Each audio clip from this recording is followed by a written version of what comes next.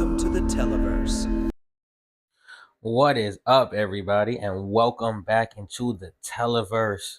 Today's a simple day. Today's a short day. We are going to talk about, if you didn't see already in the thumbnail, and if you can't tell now, we're going to talk about Scream 7. Well, you sure know a lot about me for another asshole hiding behind a voice changer. Oh, I'm not hiding, Sydney. Not this time. Yes, the 7th installment in a franchise that has transcended the horror world, has done things to the horror franchise that created a lot of copycats, but nobody could get it quite right. Now, one thing I want to mention before we even get deep into this, no spoilers. There are no spoilers here. I'm just gonna give you guys little tidbits, little stuff. And if you haven't seen the movie yet, go see it. If you're a fan of horror, go see it. If you're a Scream franchise lover, how haven't you seen it already? But if you haven't, life happens. It's okay. Go see it. Now, as you can see right behind me, that's the Scream 7 poster. I have seen the movie a couple times now. I actually went on the fan night the night before its release last week. And the reason I waited to do the review is because I wanted to really let it simmer. I wanted to give it a couple watches and then give my honest review by actually, having it fresh and know. Before we begin, do what you do, please. It always helps out. Like, subscribe, comment, all the beautiful stuff that comes up as always. And please let me know, one, if you like this video, and two, if you'd like to see more like this. So let's just jump right into it. Let's jump in. Let's jump in now. Scream 7. If you did not see Scream 5 and 6, doesn't matter. Why it doesn't matter is because of all the stuff that happened. Now, I'm not going too deep into that. Again, this is a Scream 7 review. But I will say I understand what has been going on with this franchise, directors, producers, actors, all this stuff, where one of the biggest critiques I've heard is the story. And maybe I'm a little nicer than other people, but I know that Scream got rid of one of the sisters from the last two movies, Melissa Barrera. She was Sam in the last two movies. She was actually the one that was the daughter of the late Billy Loomis, who we all know started all of this from the first Scream. We all go a little mad sometimes. No, Billy!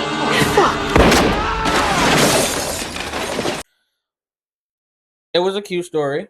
It was cool. We was getting used to the newer characters. And actually, if you did not see those, Sydney, Gail, Dewey, all of them make their appearance in that one. As we progress, stuff happens in life, and Melissa decides to speak. She has her right. She speaks on Palestine. She proceeds to get fired from Scream. Shortly following suit was Jenna Ortega, who was an up and coming, or not up and coming. She's been in the game since a child, but like really starting to get that fan base and grow and develop, because she was in Wednesday. Wednesday is one of her biggest shows. She now was in one of the biggest movie franchises as the lead or co-lead with her sister Melissa from the movie. But she got wind of that, obviously. I mean, sister from the movies, probably sister in real life. That's how close they probably were because of what she ends up doing. But she gets wind of it, has conversations with the producers, directors, and everything, and she decides to walk. So now your two main stars are gone.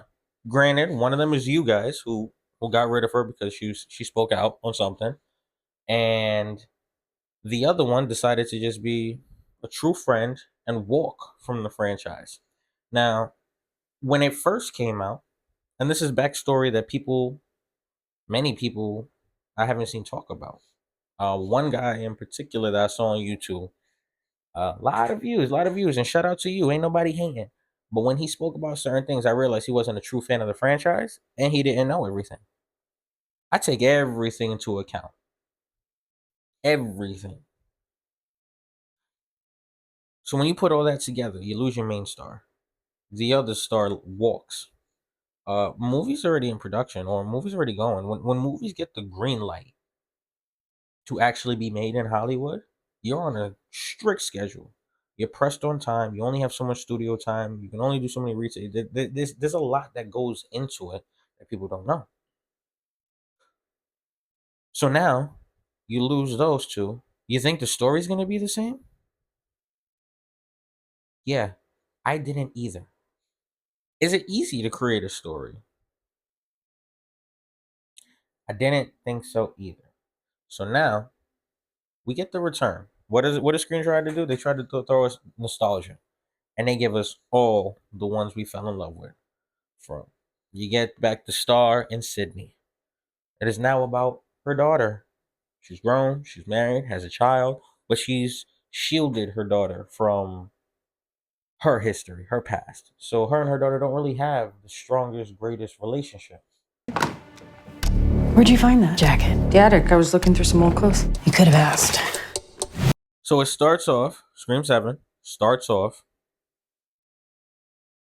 at Sydney's old house. This isn't really blowing much, this isn't giving away nothing. It starts at where it all began. Her house is actually now an Airbnb museum, so to say. The couple went there to stay there. The boyfriend was a super horror buff. The girlfriend, not too fond of it, maybe a little creeped out by other stuff.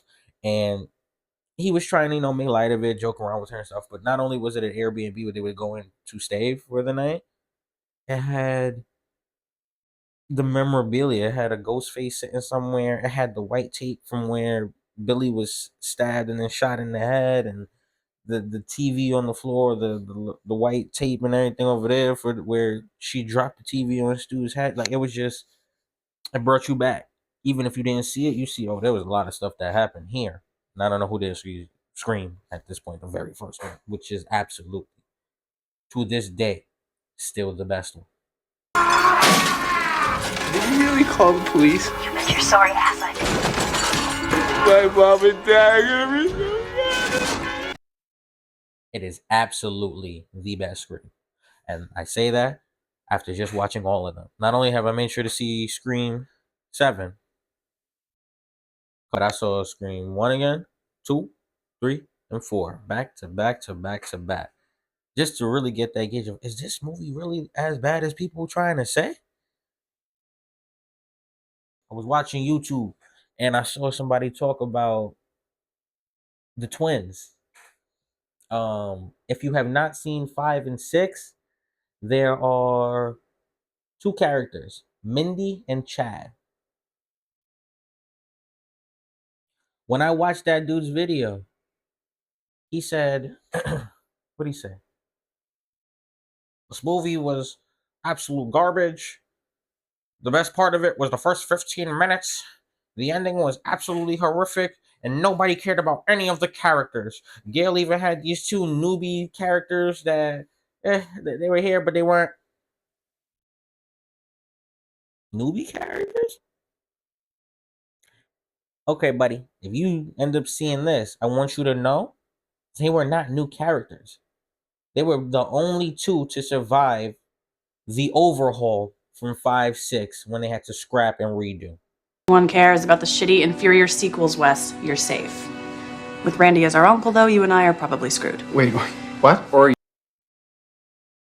Chad and Mindy aren't just two newbies.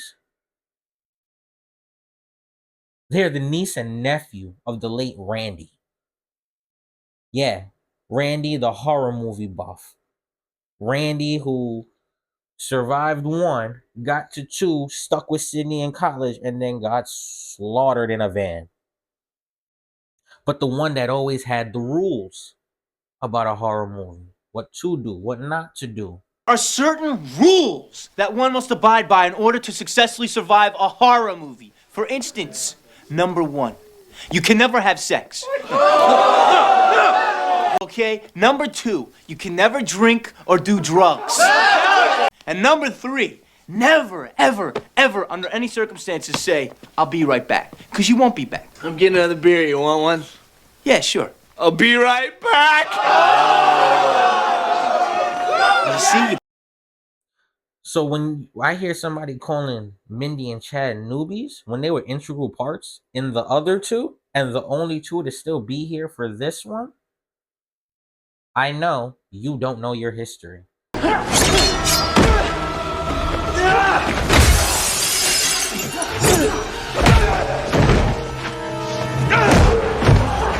Sarah, let's go. Let's go. Come on. I like what we got. I love the nostalgia aspect. I love my poster. I love my popcorn bucket. And that's just me being a Scream fan, I guess. You know what I'm saying? I know when I went to go see the movie, the first time, fan night, I saw people in Ghostface masks. I saw them walk up in there excited. Excited. When the movie finished for us, everybody was clapping.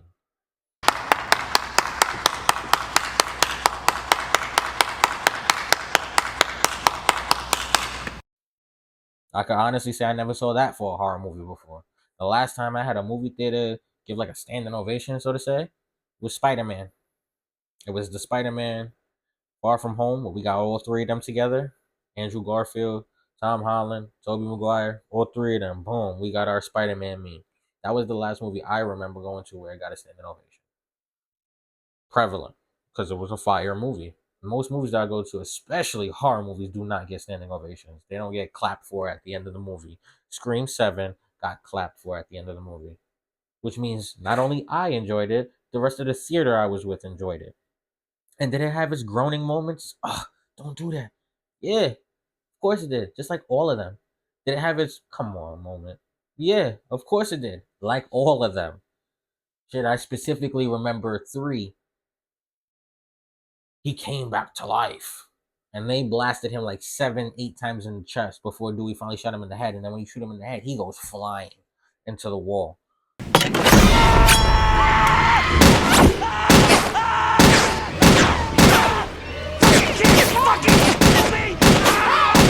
Doing what? Head! Shoot him in the head!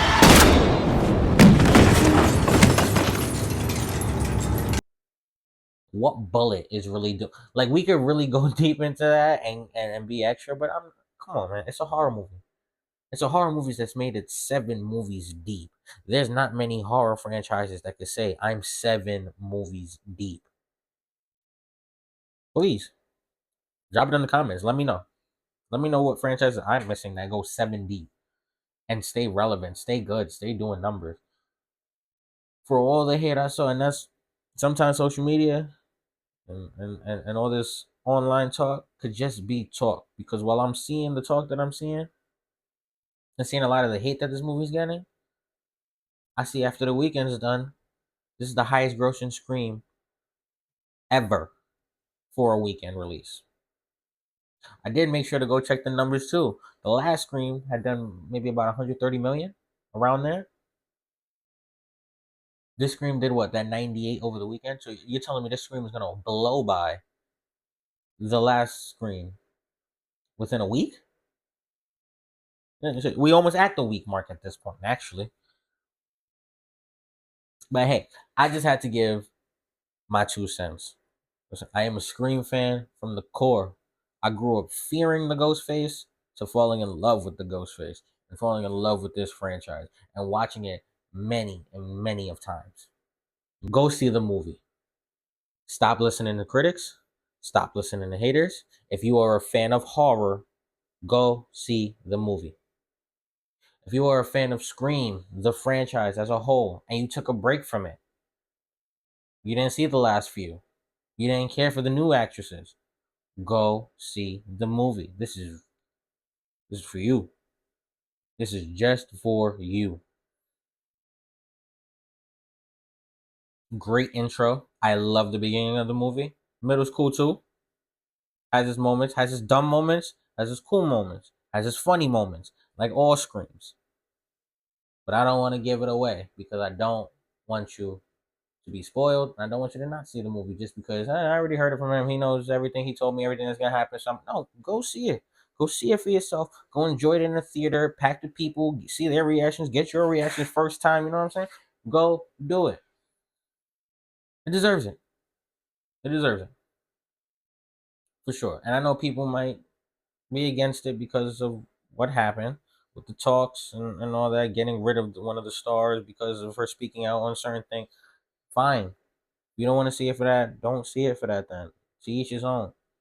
I saw it as just a lover of this franchise. I grew up with this franchise. This is my favorite horror franchise. Yes, we have Freddy Krueger, we have Michael Myers, we have Jason Voorhees, we have Art the Clown now.